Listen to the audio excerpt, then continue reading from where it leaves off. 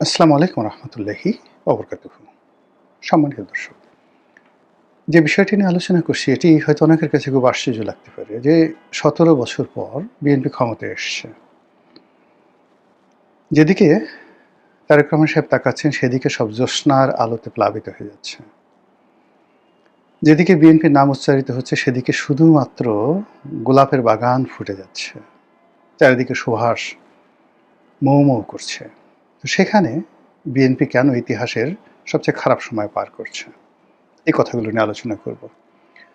আজকের এই দিনে আমি যে বিএনপিকে নিয়ে কথা বলেছি বা বলছি, ঠিক একই কথা ২০১৪ সনে যখন আওয়ামী লীগ একটা বিনা ভোটে নির্বাচন করল, সেই নির্বাচনের পর যে ঠিক সরকার গঠন করার ১ সপ্তাহের মাথায় ঠিক এরকম কথা আরও নিষ্ঠুরভাবে বলেছিলাম, এবং সেটা টেলিভিশনে, কোনো পডকাস্টে নয়, তৃতীয় মাত্রাতে বলেছিলাম যে এমন একদিন আসবে ২০১৪ সনের নির্বাচনের ঠিক ১ সপ্তাহ পরে এমন একটা সময় আসবে যখন আওয়ামী লীগের অফিসের তালা খোলার মতো কোনো লোক থাকবে না। নাম্বার 1, আওয়ামী লীগের পতন খুব অনিবার্য। যদি আওয়ামী লীগ খুব দ্রুত এই পতনটা ১ বছরের মধ্যে হয়, আওয়ামী লীগের ক্ষয়ক্ষতি কম হবে। যত বেশি হবে ক্ষতির পরিমাণ বাড়তে থাকবে। কেমন ক্ষতি হবে? সেটি হলো যে একটি বস্তু আপনি যদি দোতলা থেকে ফেলেন, ওটার জন্য যত ক্ষতি হবে, যদি ১০০ তলা বিল্ডিং থেকে উপরে থেকে ফেলেন সেটা তছনছ হয়ে যাবে। যদি আওয়ামী লীগ খুব দ্রুত একটা নির্বাচন দিয়ে দেয় তাহলে তারা পরাজিত হবে, কিন্তু ক্ষয়ক্ষতি কম হবে। কিন্তু ১০ বছর পরে যদি তাদের পতন হয়, জাস্ট এই ল্যাঙ্গুয়েজ, তাহলে তাদের অস্তিত্ব নিয়ে টানাটানি লেগে যাবে। দেখেন সেই ঘটনাগুলো ঘটে গেছে আফটার 10 ইয়ার্স। ২ নম্বর একটা জিনিস বলেছিলাম যে আমাদের দেশে যে স্বৈরাচারী শাসন, শুধু আমাদের দেশে নয়, পাকিস্তানে এরা ৮ থেকে ১০ বছরের বেশি কখনো টেকে না, যে কোনো মন্দ জিনিস। আমাদের দেশে সেই পাকিস্তান জমানা থেকে, আইয়ুব খানের জমানা থেকে কেউ ১০ বছর অতিক্রম করতে পারেনি। তো সেই দিক থেকে যেটি হচ্ছে যে আওয়ামী লীগ ১০ বছরের বেশি হাইয়েস্ট টিকতে পারবে, নট মোর দ্যান দ্যাট। এই কথাগুলো বলেছিলাম। আর সেই বোধ থেকে আজকে বিএনপিকে আমি এই কথাগুলো বলতে চাচ্ছি। বিএনপি ক্ষমতায় এসছে, কিন্তু আওয়ামী লীগ অতীতে ২০০৯ সনে যেভাবে ক্ষমতায় এসছে তার চাইতেও অনেকটা, অর্থাৎ ২০০৮ সনে যেভাবে ক্ষমতায় আসছে তার চাইতে আরও বেশি কমপ্লেক্স, শুধু এতটুক বললাম, যেটা জটিল কুটিল একটা পরিবেশ পরিস্থিতিতে তারা ক্ষমতায় আসছে। এগুলো এক। ২ নম্বরে হলো যে এখন বিএনপির যে অবস্থা, সেই অবস্থাতে বিএনপির জন্য একটা ব্রিদিং টাইম দরকার ছিল। ২ বছর তারা একটা ব্রিদিং টাইম পেয়েছিল ডক্টর মোহাম্মদ ইউনূসের জামানাতে। এই সময়টাতে বিএনপি তার সাংগঠনিক ক্ষমতা বৃদ্ধি করতে পারত। তাদের যে দলের যারা ডেডিকেটেড লোকজন আছে তাদেরকে তারা পুনর্বাসিত করতে পারত, তাদের হাতে নেতৃত্ব দিতে পারত, এমনকি সম্মেলন করে দলটাকে সুসংগঠিত করতে পারত। একটা ব্রিদিং টাইম কোনো রকম তাদের জন্য ওই সময়টাতে দুর্নাম বদনাম হতো না, কিন্তু সেটা তারা করেনি। আর এর মধ্যে টানাপোড়েন চলল ২ বছর, ১৮ মাস, ১.৫ বছর। আর এরপরে বিএনপি ক্ষমতায় আসলো। এখন হাজার হাজার হাইব্রিড, হাজার হাজার মুরগি কাউয়া, যেটা আওয়ামী লীগ জামানাতে আমরা বলতাম বিভিন্ন লোককে, তারা এসে ক্ষমতার পাদপীঠে এইভাবে ঢুকে পড়েছে। বিএনপির যারা খোদ একেবারে ডেডিকেশন রয়েছে, জীবন যৌবন বিএনপির জন্য শেষ করে দিয়েছে, তারা পাগল হয়ে ভাবছে যে এটা হলো কি করে, এটা কি করে হলো। ২ নম্বর হলো যে যেহেতু তারেক রহমান সাহেব ১৭ বছর দেশের বাইরে ছিলেন, তিনি বাংলাদেশের বাস্তব অবস্থা বুঝতে পারেননি, পারবেনও না। বুঝে ওঠার আগেই রাষ্ট্রীয় প্রোটোকল, রাষ্ট্রীয় পদ পদবি, এসএসএফ, সিএসএফ, তার নিজের যে প্রোটোকল এবং এক রাশ হাইব্রিড দ্বারা তিনি এমনভাবে ঘেরাও হয়ে পড়েছেন। ইতিহাসে রুকনউদ্দিন মুবারক শাহ নামক একজন বিখ্যাত দাসবংশীয় সম্রাট ছিলেন, গিয়াসউদ্দিন বলবনের নাতি। এই ভদ্রলোক সিংহাসনে, রুকনউদ্দিন মুবারক শাহ, আমি আবার বলছি, এই ভদ্রলোক সিংহাসনে বসার পরে ঠিক যেই অবস্থা হয়েছিল, তারেক রহমান সাহেব ঠিক সেই অবস্থার মধ্যে পড়েছেন। খুশবন্ত সিংয়ের দিল্লি বইতে মানে এই ফখরুদ্দিন মানে রুকনউদ্দিন মোবারক শাহ, তার কাহিনী চমৎকারভাবে বর্ণনা করা হয়েছে। ইতিহাস ইটসেলফ বারবার ঘুরে ফিরে একইভাবে আসে। তো উনি এখন অনেক সুন্দর কথা বলছেন, ঘোরাফেরা করছেন, যা কিছু দেখছেন এগুলো সব হাওয়া। এ হাওয়া এরশাদের ছিল, এ হাওয়া খন্দকার মোশতাকের ছিল।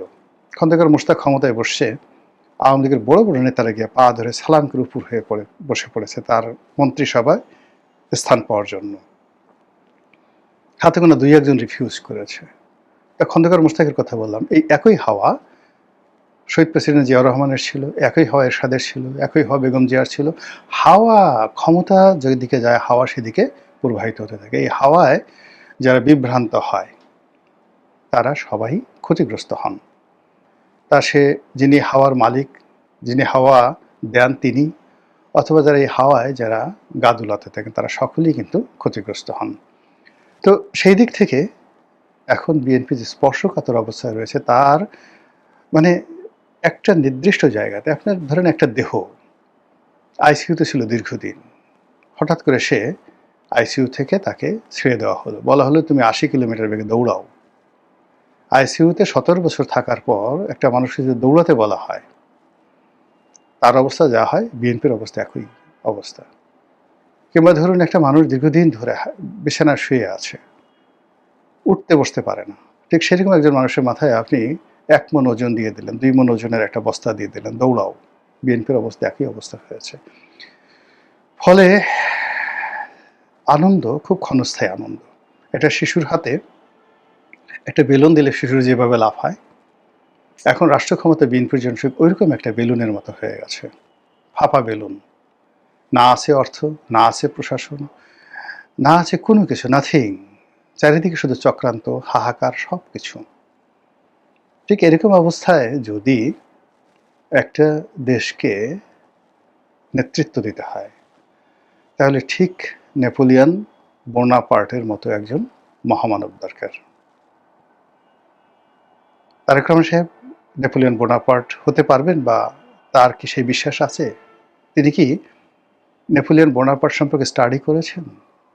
হাউ হি ওয়াজ মানে গ্রেটার অর গ্রেটেস্ট? কিংবা এই অবস্থাতে সিভিল ওয়ার মোকাবেলা করার ক্ষমতা ছিল জুলিয়াস সিজারের, তার কি সেটা আছে? এরকম একটা অবস্থাতে কিন্তু পড়েছিল। কিংবা ঠিক এরকম একটা অবস্থাতে দুজন লোক পড়েছিলেন, পারস্যে সাইরাস দ্য গ্রেট, আর তারপরে সাইরাসের মৃত্যুর পরে তার ছেলে যে সম্রাট হয়েছিলেন এটা পাগলা। তারপরে দারায়ুস ক্ষমতা এসেছিলেন। ঠিক এইরকম একটা অবস্থাতে তৈরি হয়েছিল এবং তারা সবাই গ্রেটেস্ট ছিলেন। একই অবস্থা ভারতবর্ষে, একই অবস্থা ভারতবর্ষে হয়েছিল বহুবার দিল্লি সিংহাসনে। তো সেই বহুবার সেই অবস্থার মধ্যে কার নাম বলবো? আওরঙ্গজেব, ঠিক আওরঙ্গজেবের নাম আপনি বলতে পারেন। তো সেরকম একটা পরিবেশ পরিস্থিতি যদি ওরকম স্টেটসম্যানশিপ না থাকে এবং ওইরকম বোল্ড সিদ্ধান্ত নেওয়ার মতো অবস্থা না থাকে, আরেকজন লোক হয়েছিলেন হজরত আবু বকর সিদ্দিক রাদিয়াল্লাহু তাআলা আনহু।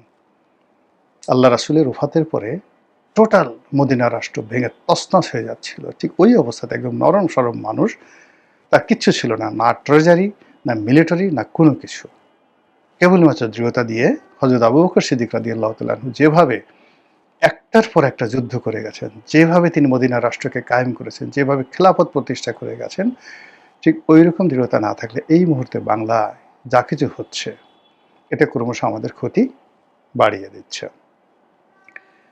কাজেই বিএনপি এখন যে অবস্থায় আছে সে অবস্থা থেকে বিএনপিকে বের হতে হবে।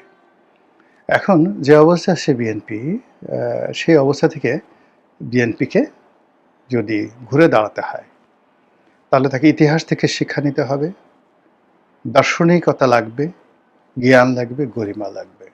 কিন্তু বিএনপি যদি মনে করে তারা ক্ষমতায় আছে, তারা সব কিছু করতে পারে, বিএনপির লোকজন যেভাবে কোর্ট কাছারি দখল করছে, যেভাবে থানা দখল করছে, যেভাবে সচিবালয় দখল করছে, যেভাবে ব্যবসা প্রতিষ্ঠানগুলো দখল করার জন্য লোলুপ দৃষ্টিতে তাকিয়ে আছে, এগুলো সবই সংসদের জন্য, মন্ত্রী পরিষদের জন্য এবং স্বয়ং তারেক রহমান সাহেবের জন্য একটা বিরাট বিরাট বোঝা হয়ে যাচ্ছে।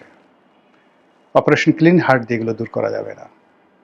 এগুলো বিএনপি এখন আওয়ামী লীগের পিছনে শক্তি ব্যয় করে কোনো অবস্থাতেই আওয়ামী লীগকে গালাগালি করে এর থেকে উদ্ধার পাওয়া যাবে না।